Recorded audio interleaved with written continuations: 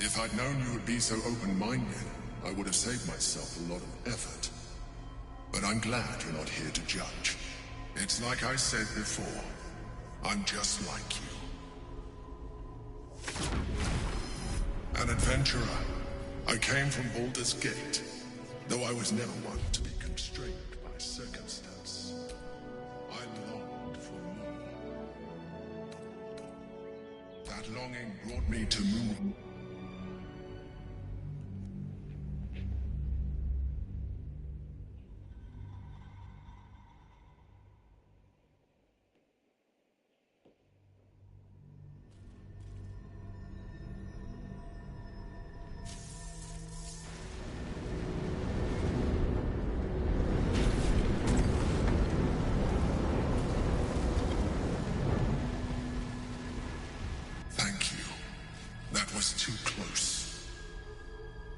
Don't look at me like that.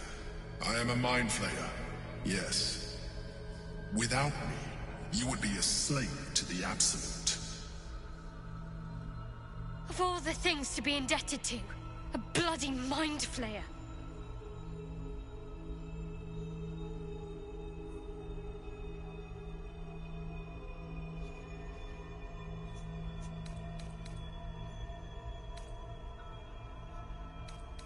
I suppose it was considerate of you not to bring it up before, and I ask that you do not judge me for it now. It's like I said before, I'm just like you. An adventurer. I came from Baldur's Gate, though I was never one to be constrained by circumstance. I longed for more. That longing brought me to Moonrise Towers, on a search for treasure, to a colony of Mind Flayers who caught me, changed me into what I am now.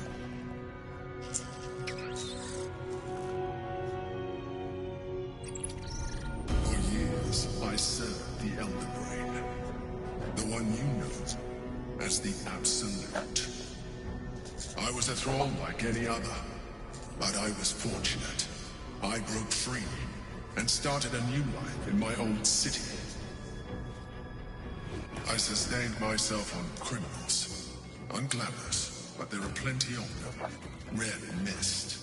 And they fueled me while I did my work. I had the good fortune to meet Duke Stelmane. We formed a partnership, and through her, I became the governing force behind the Knights of the Shield. The largest mercantile operation in Baldur's Gate. People referred to me as the Emperor. Such was my influence. Though of course they had no idea what I really was. My needs were sated. I was happy for a while. Until my true nature was discovered by the tyrant himself, Lord Gortash. He tore me from my home and brought me back to the Brain, where I became a slave once again. A slave he continued to call me Emperor. The name was intended as a slight, to remind me of the heights from which I fell. But I have grown fond of it. It encapsulates well who I've become.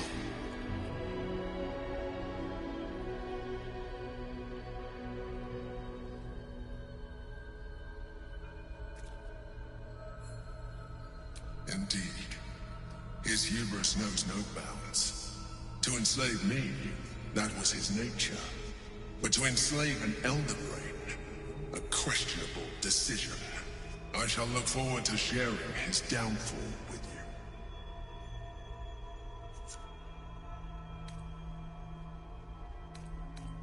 Prince Orpheus, son of the first leader of the Githyanki. His power has been the source of your continued protection against the voice of the Absolute. The power to disrupt hive mind communication. It is the same power that enabled Orpheus' mother to bring about the fall of the Elitid Empire eons ago. A power she passed on to him, and that I leveraged for you. When Orpheus' mother left, a usurper took her place. Blacklith declared herself queen of the Blackith wanted his power, but Orpheus rose against her, and so she sealed him and his honor guard within this prison. Bound by infernal chains, Orpheus could never leave. Bound by duty, his guard never would. They were close to breaking my hold on that prince. And if they had succeeded, we would be lost. I am relieved. You have embraced your potential enough that you could help me eliminate them. Alone, Orpheus will be much easier to control.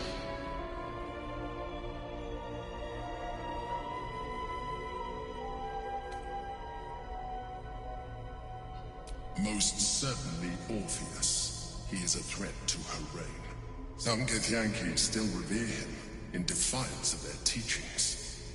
Blackith was safe as long as they believed him to be dead. But as you can see, he is very much alive. She kept him this way because she was reluctant to eradicate such power. Power that she might one day wish to take from him. If the Githyanki ever find out what she has done, there will be civil war. Blackith will be finished.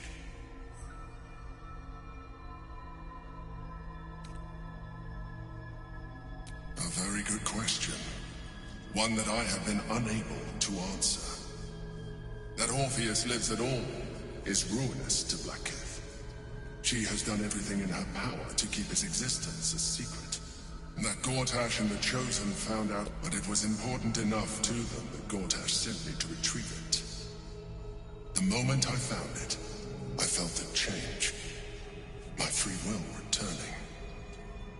I followed the feeling inside, and found Orpheus. I realized what the prison was for. Containment. While my body was within the prison's bounds, my mind was free. I could resist the Elder Brain, the Chosen. Better yet, I could plan to overthrow them. All I needed to do was subdue Orpheus and find allies in the outer world. You.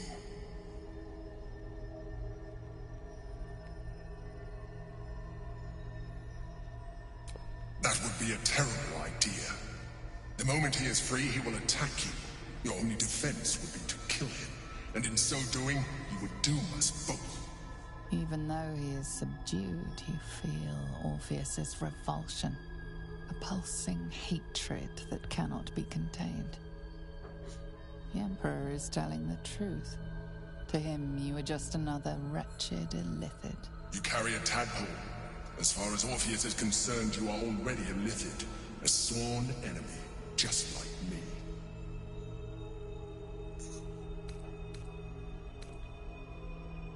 You are already more illithid than you realize. It has improved you. You seek to reverse an inevitable process. A process of evolution. When I first escaped from the Elden Ring, I too railed against the change. But the longer I have inhabited this form, the more it has grown on me.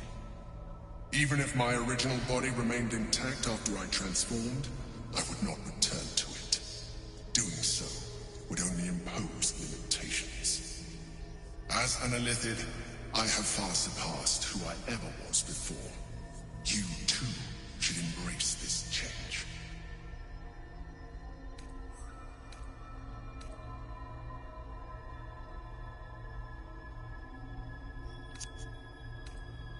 I believe we'll have a better chance of defeating the Elder Brain if you embrace your latent illithid potential.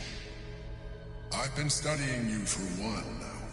I believe I can trigger the next stage of your tadpole's life cycle, while continuing to preserve your independence. You have seen what I can do. Imagine yourself with the same strength, the same intelligence, the same devastating beauty. If you let me, I can evolve you.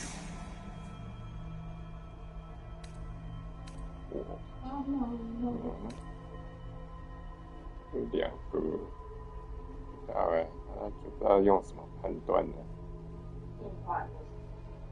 就是再多吃几个虫子。 I understand. 我没有吃。 Let us hope then that your present self will be sufficient to deal with 3 变 gods. 厉害耶！ and a giant magically enhanced Elden Brain. But in case you change your mind... 我又没有吃，但它还是可以送你吃哎。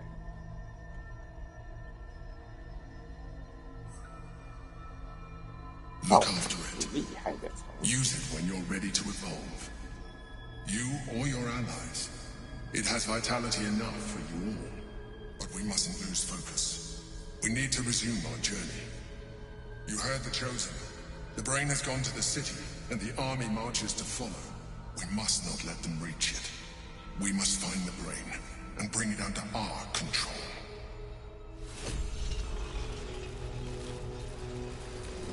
My faith will guide me.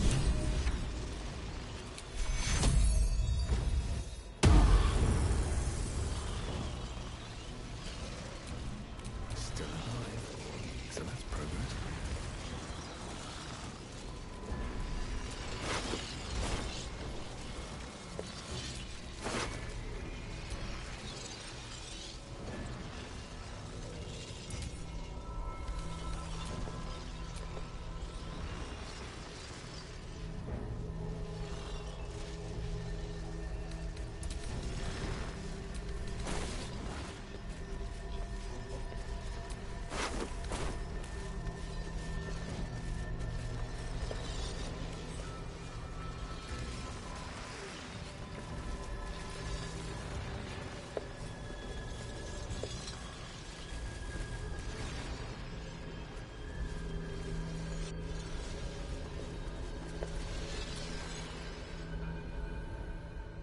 There is nothing for...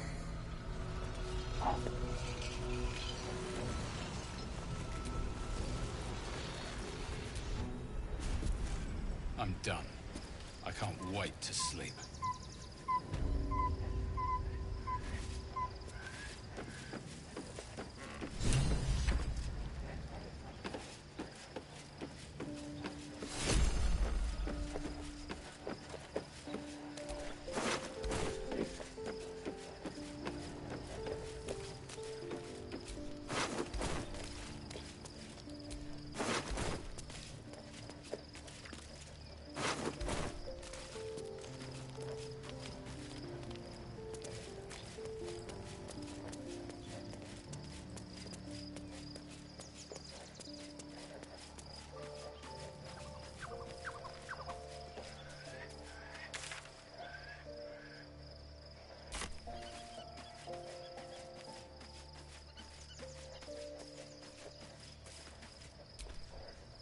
So, we owe our lack of tentacles to one of the very creatures that kidnapped us. And now it's offering us power if we're willing to... evolve. We both know what it is capable of, but I'm not touching it.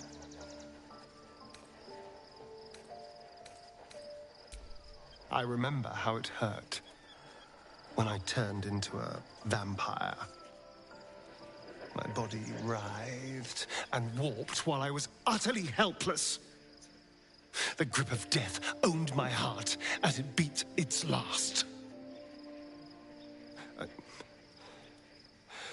I don't want to turn into anything else.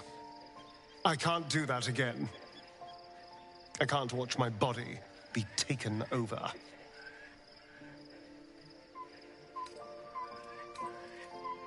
If we master the tuples, it will be different. But right now, that mastery depends on an Illithid and its Githyanki slave. I'm not going to submit to this. Don't ask me again.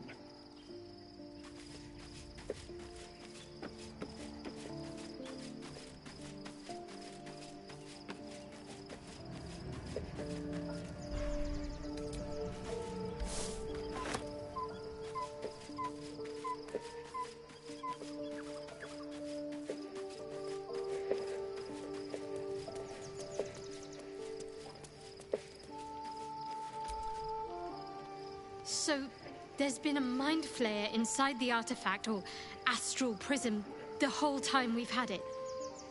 Sounds like utter madness, even though I've seen it with my own eyes. The more I learn, the less I understand just why I was sent to retrieve that thing. But it matters little now. I do not serve Shah anymore, nor the Mother Superior. The Prism is no longer my mission. Saving my parents is. But I digress.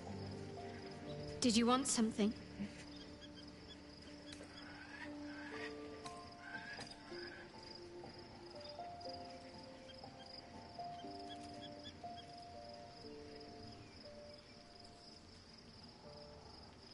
More likely it would just put a stop to us.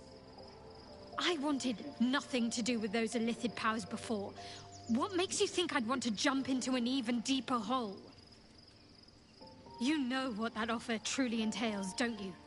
Become half a Mind Flayer, lose half of yourself. I don't want that.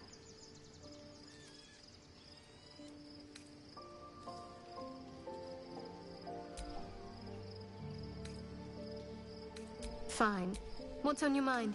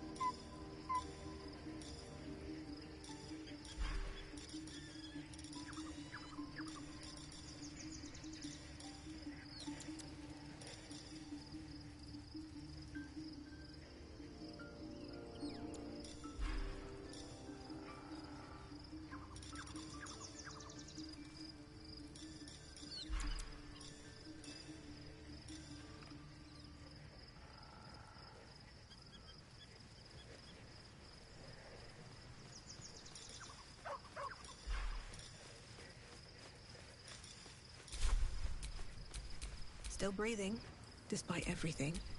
Let's get going.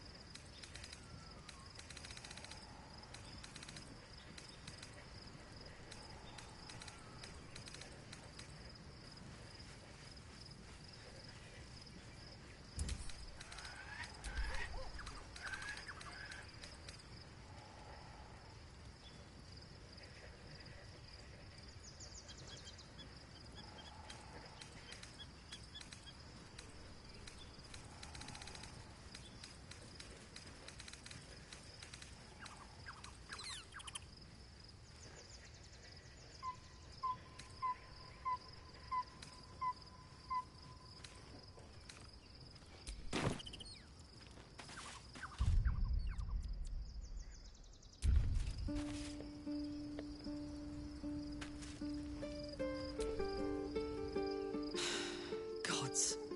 A mind flayer's been getting their tentacles all over our dreams this whole time. I'm really not sure about putting any trust at all in this thing. It's already shown itself a liar. I've got my eyes on the Emperor, and Karlach doesn't blink.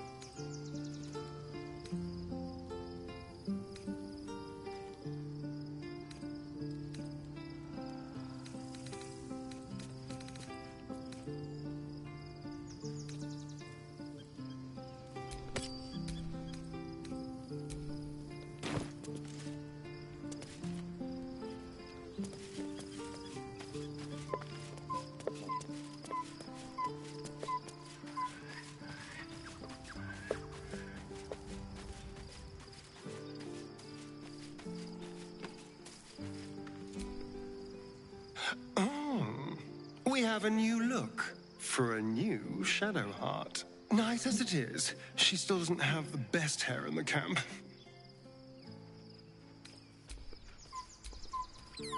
Hello, my dear.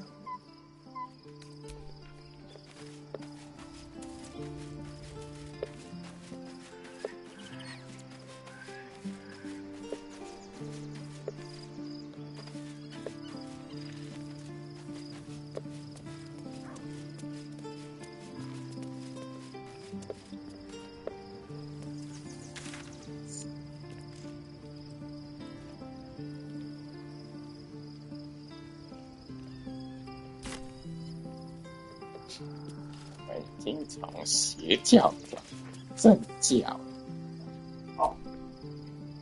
Be honest. What do you think of the new look?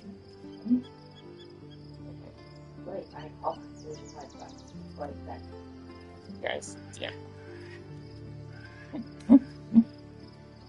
Like. Well, I'm glad someone does.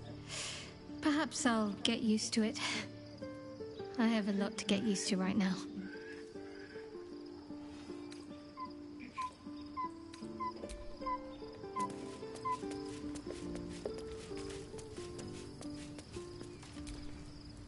The parasite communes with Lae'zel's.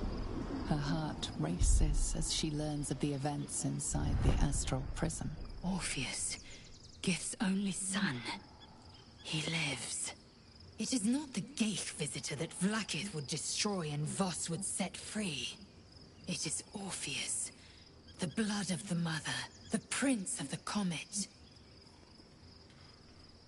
Listen close. The Emperor spoke only in half-truths. For you to know the tale of Orpheus, you must know the tale of Gith and of Vlaakith. Long ago, when we rose up against our Geich slavers, Mother Gith made for the Hells to secure an alliance with the Archdevil Tiamat. Tiamat gifted the Githyanki our red dragons. Gith remained in the Hells, and Tiamat's envoy proclaimed Vlaakith our ruler. The first Vlaakith of many. It is Vlaakith 157 whom my people now call Queen. 157 Orpheus is Gith's only son. He led his mother's own honor guard in a coup against Vlaakith I. It was Kithrak Voss himself who slayed the prince in vicious battle, or so the Varshes teach us. Yet the Prince of the Comet's been with us, subdued by that repugnant Illithid. Should Orpheus go free, he would tear Vlaakith's empire to pieces and build new glory from the scraps.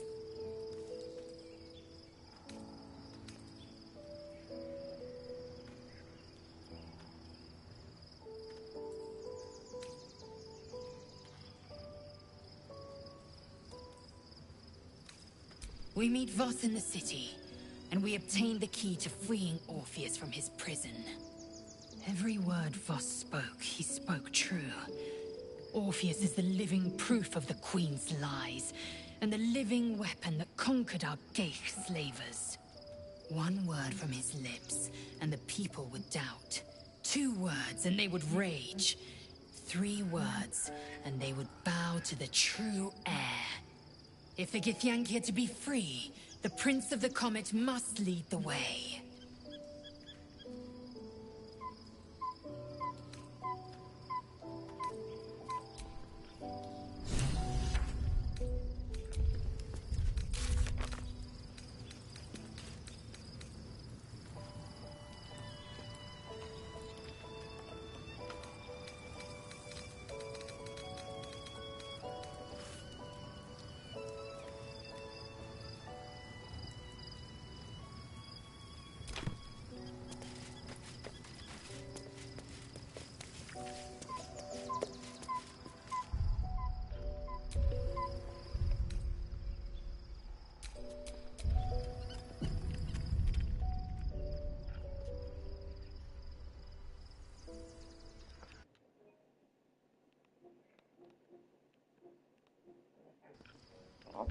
That's Danny.